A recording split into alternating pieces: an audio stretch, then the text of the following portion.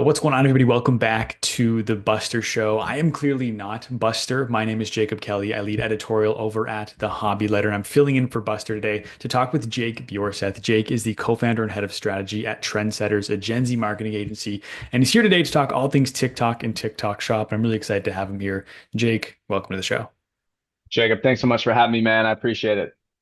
I'm glad to have you here. My first question, I guess, today, I want to talk about TikTok Shop, but before we do, I want to just kind of confirm the suspicion that with you that is TikTok Shop like the best way for a creator of any size to make money on TikTok right now?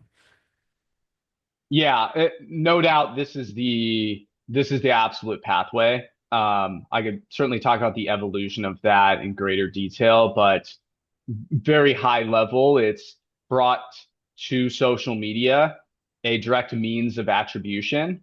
And when revenue can be a KPI, it becomes the only KPI on the brand side, which is what dictates spend and other things. And so, no doubt, if you're a creator in any capacity, this is the space in terms of quickest path to considerable revenue that has probably ever existed in the social media domain. Can you talk to me a little bit more about the evolution? Yeah, I think for anyone that has followed the creator influencer space for quite some time or has experienced it themselves, you'll know that the early era of influencer marketing was this Instagram, Kardashian, Ronaldo type of thing, very gated to CAA and big talent agencies. You had to have a talent manager, they were brokering deals.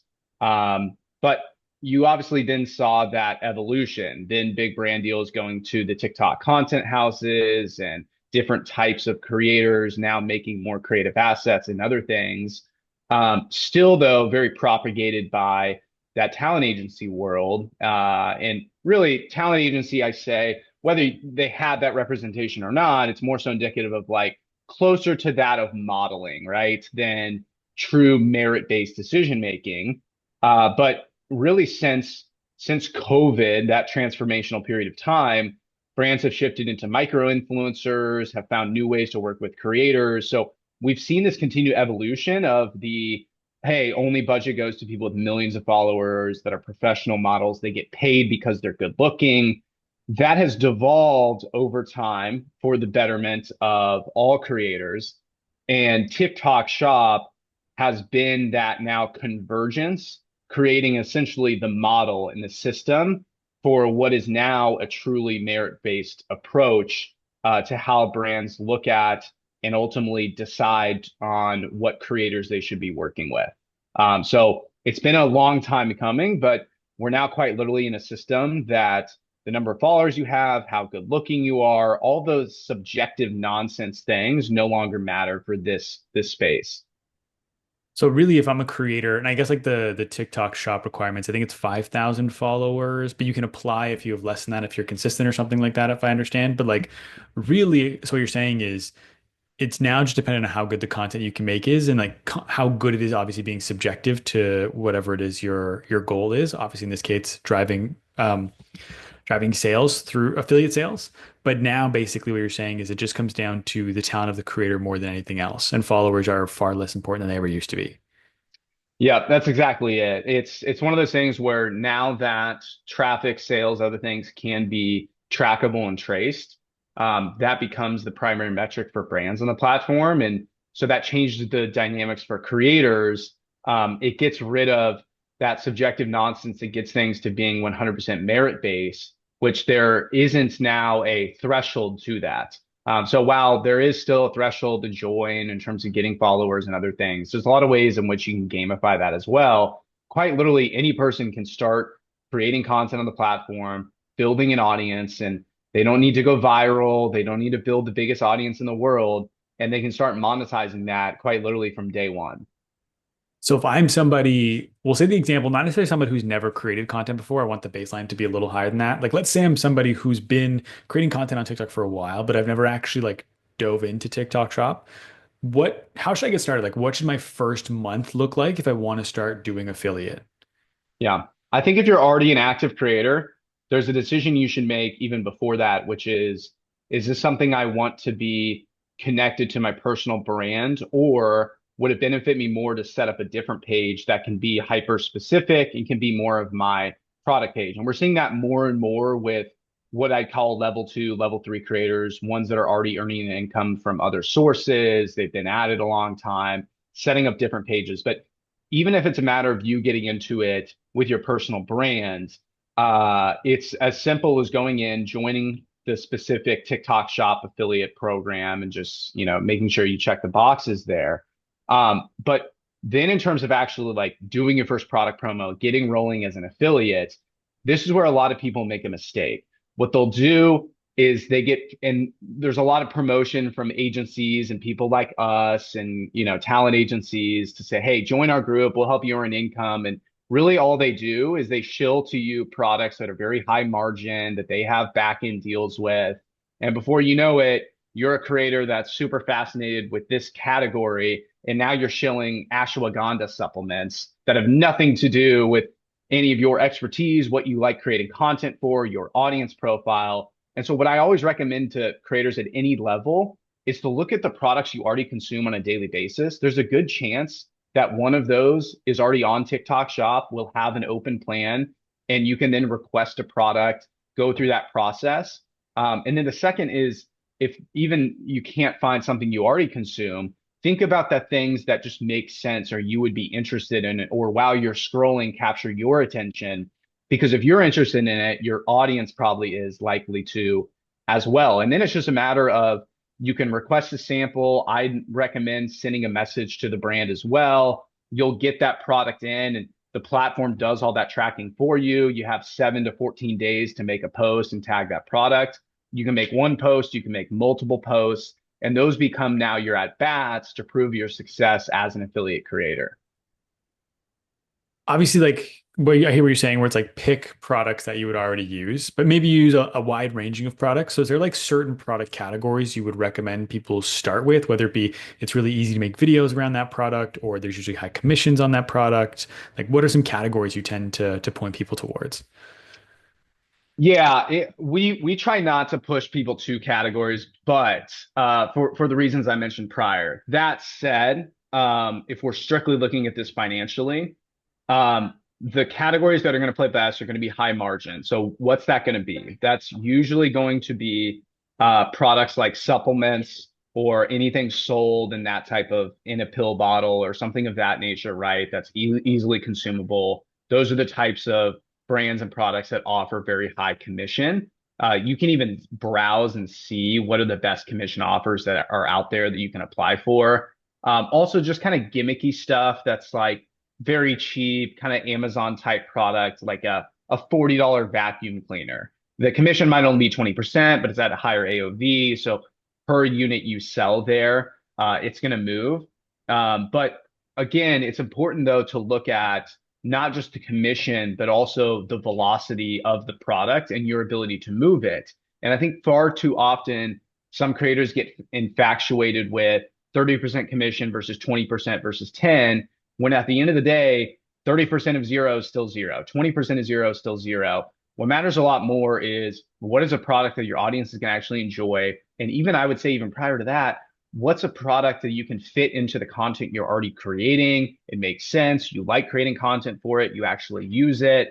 Because if you have that love for the product, no doubt the promotional things you do for it are going to be infinitely better. Your audience isn't just listening to what you say and seeing you, they can feel you through the screen, which is, I know, a weird thing to say, but that authenticity has to come from within. And so what I always recommend to creators, while it's good to look for some of the high commission things out there, what's a lot better is what do you actually have conviction behind? I want to circle back to either starting a new account or using the one you already have, because I think that'll influence the line of questioning I ask. So we don't have to continually answer every question for scenario A and scenario B. So, like, Yeah. what is your typical recommendation then? Should you start a separate account for TikTok shop specific content, or or should you do one account? Yeah, I think it's better to just do one account. Um, the reason for, and so we'll just go down that pathway, but I would say the reason for creating a separate account is say you're a creator and you have a lot of interest and you create content along, a wide array of categories, but you you have a specific niche in this thing. It's not the only thing you do, and you don't want your personal brand to be defined as just this one thing. But hey, I can take that. It's a hyper niche I like creating for and create a separate page for it because there is an advantage to the more hyper niche something is. But sometimes you as a personal brand don't want to be drilled down to just that guy. You know what I mean? It's like, Mm. oh, he's the whatever guy, he's the whatever gal. You want to be more than that. So that's the benefit of creating a second. But generally, I'd recommend for folks to just use your existing personal brand because the more velocity and acceleration you grow on there, like it's a lot easier to go from 10K followers to 100,000 than it is to go from 0 to 10,000, right? And so some of those things compound really well. Okay. And so then what is I guess the balance of affiliate content to like regular content? Because obviously if you're using your personal account and your personal brand, you don't want it to just flip overnight to be 100% promotional videos for affiliate products. Like how do you think of balancing between regular content and promotional content? Yeah, I think it all has to do with the content. Like we could say any formula out there, which is, hey, do one affiliate video for every 5 videos or every 7 or every 10. Some creators do it on every single video, and they're very, inauthentic about it, and they get grilled for it. Um, but there are also creators that can get away with promoting a product in every single video, and the reason being the content they're doing in terms of how they promote that is in alignment with what their audience wants to see. They're not just shilling product, they're finding a entertaining or educating way to promote it and then get away with that, whether that's every video, every other video, or a higher frequency cadence. So it really just comes down to the actual content. And that's what makes things tricky is if you are just shilling, that's going to significantly hurt your page. It's going to hurt your organic reach, not just on that video, but also the ones to follow, right? And so it's a tricky balance to play that really boils down less to volume and more to what is the content I'm creating around this thing. When you say reach is lowered, is that from my audience is sick of me shilling and so they're watching less of my each individual video, so my watch time is down, so TikTok is pushing my videos less? Or is it TikTok just picking up on the fact that you're shilling and lowering your reach? Yeah, it's a little bit of both, but it really just boils down to watch time on videos. And a lot of people have to realize that there's a lot of consumers and audiences on TikTok that have seen TikTok Shop be promoted so heavily. And it's because it does work and a certain percentage buy that. But when TikTok is determining in their algorithm which video in our algorithm display should we display next, hey, this video a lot of people have been watching and then buying something on our platform, this video people have just been watching. When it's equal, they're always going to go with the former because TikTok's not just doing this out of the kindness of their own heart. They are doing this because they make money doing so, and they make a lot. And so all of that to say that that's what you have to take into consideration here is not only if you're going to the extreme of shilling, but there are certain consumers on the platform that are going to see that orange box on your video and immediately scroll past because they're going to be mad about it because so many creators have sold out. And that's just it's a process we're going to have to go through. I talked to the head of creators at TikTok about this, like how do we get back to the mean here? And where we kind of landed was there's just going to have to be kind of a washing process to get things back to normal. That's interesting though, where you're saying how when TikTok's looking at two accounts, and if it's one video that's driving sales, one that isn't, they're going to pick the one that's driving sales. And I'm sure there's like a historical perspective as well, where it's like videos from account A tend to drive X percentage of sales on their videos from account B drive a far less percentage. So when it's even if it's like a whole new video that both accounts are posting, TikTok's probably going to lean to the one that has a historical record of actually driving affiliate sales. And so if you're just shilling and posting a ton of videos that are affiliate videos and your average is such a low conversion percentage, TikTok is going to lower your reach for that reason as well.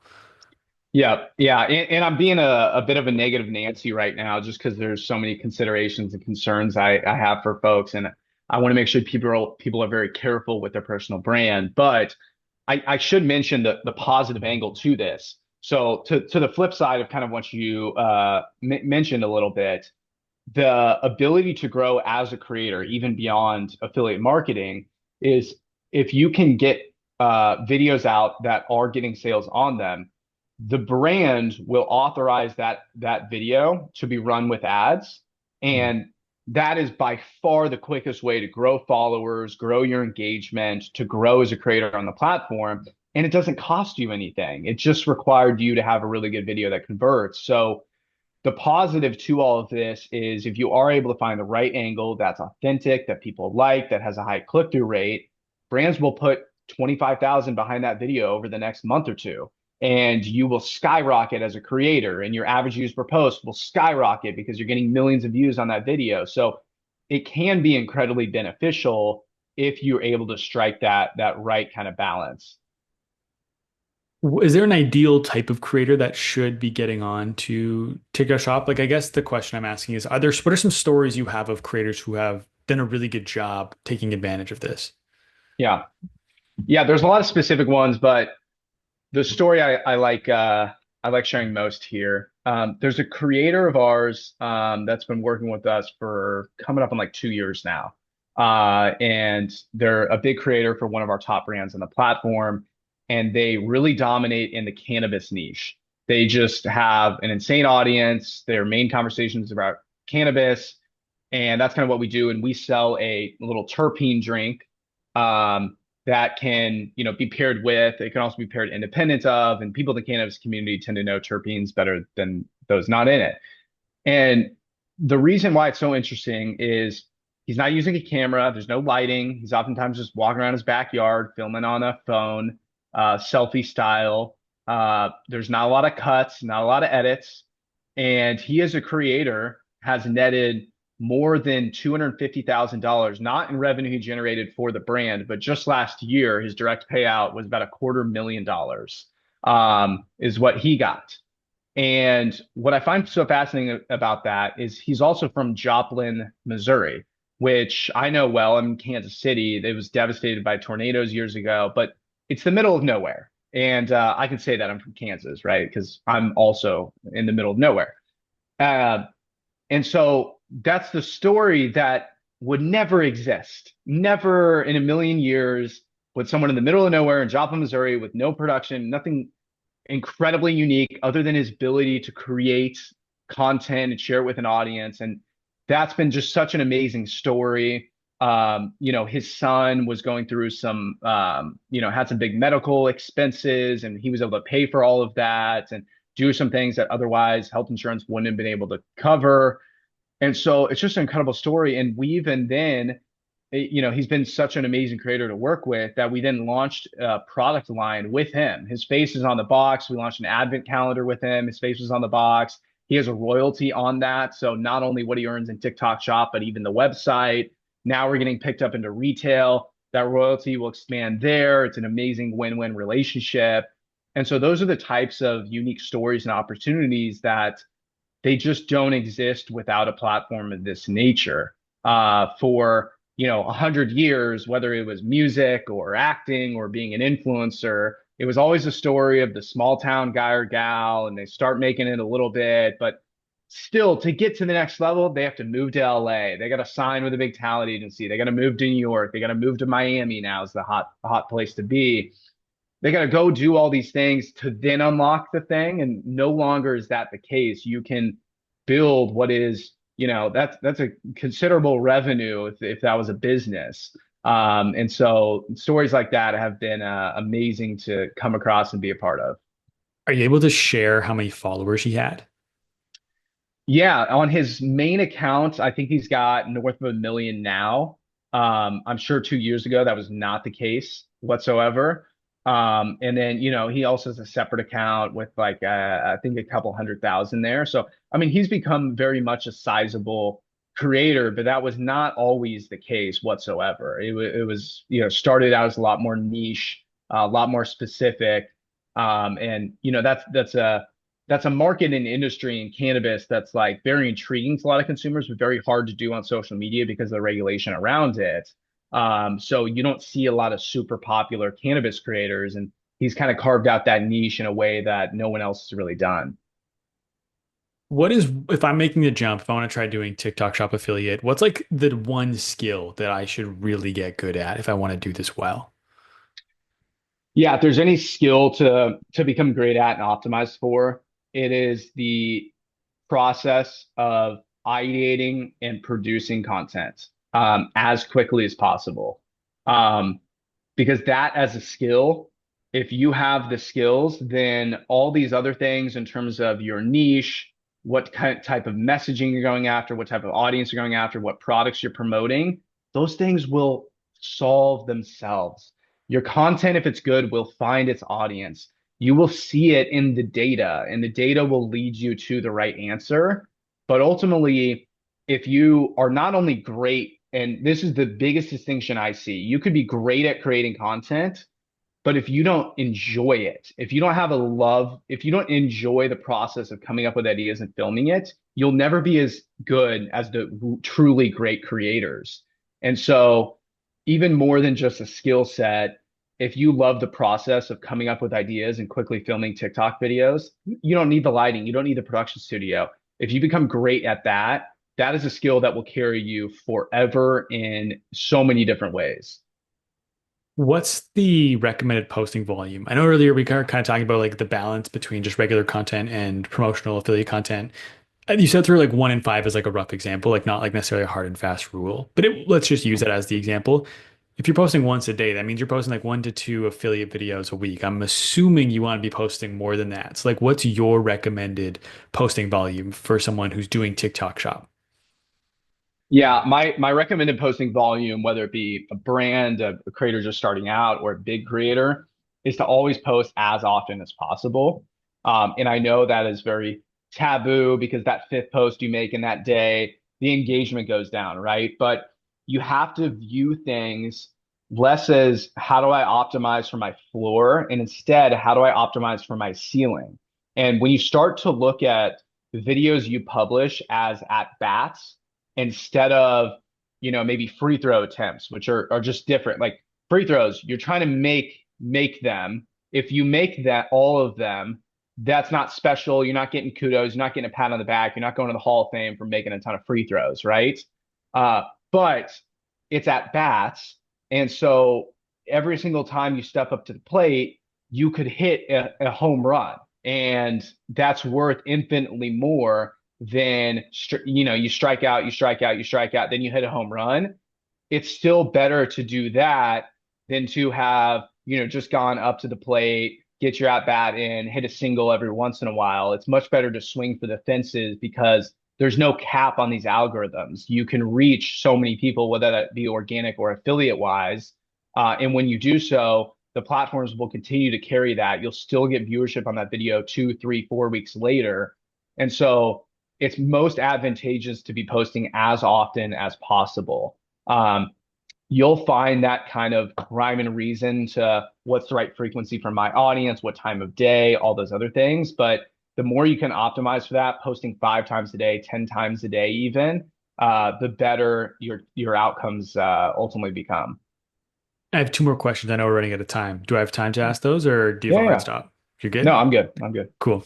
Is there a difference between videos that are just like regular videos and affiliate promotional videos? Like, should you be thinking about them differently, or do you want to be thinking about the same so they feel the same to your audience? Yeah, algorithmically, there is a distinction there because TikTok shop videos are analyzing in the same ways that they analyze organic videos, but they also have additional data metrics like click-through rate and watch time and other things that they can point to that's going to impact the viewership and display of those videos. But as a creator looking at the platform, it's important just to treat them as equal, not to look at those algorithms any differently, to treat them the same, but be cognizant of that fact.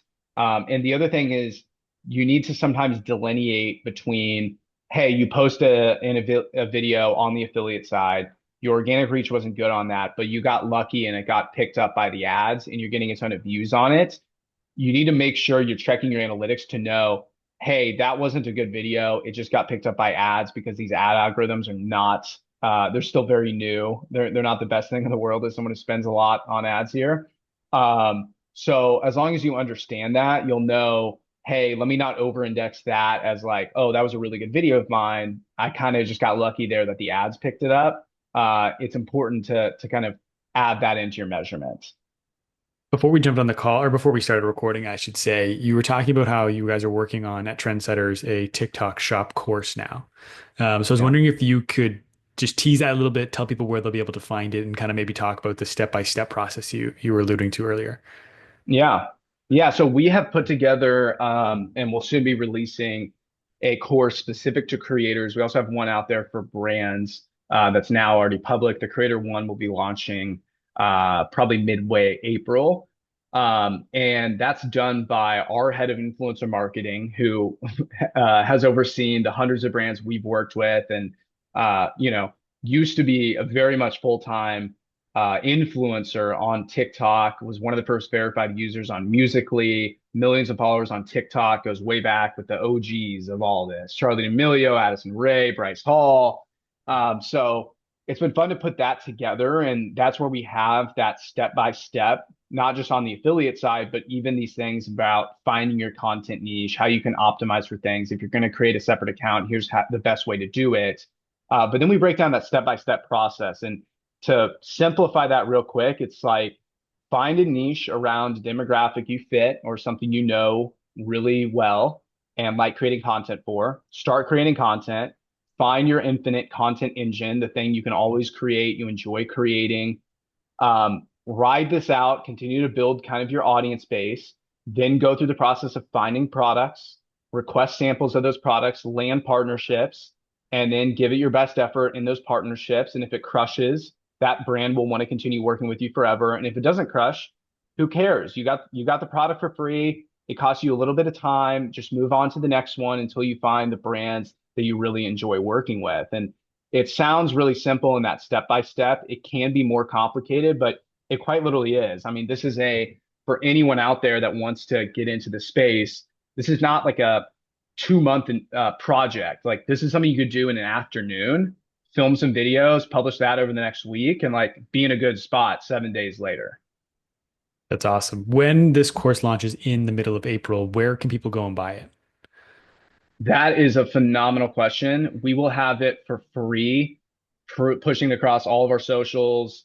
I'll probably have a specific domain for that. I'm not sure which domain, so I need to follow up with you on that, and we can link it somewhere. Yeah, we can put it in the show Um, notes.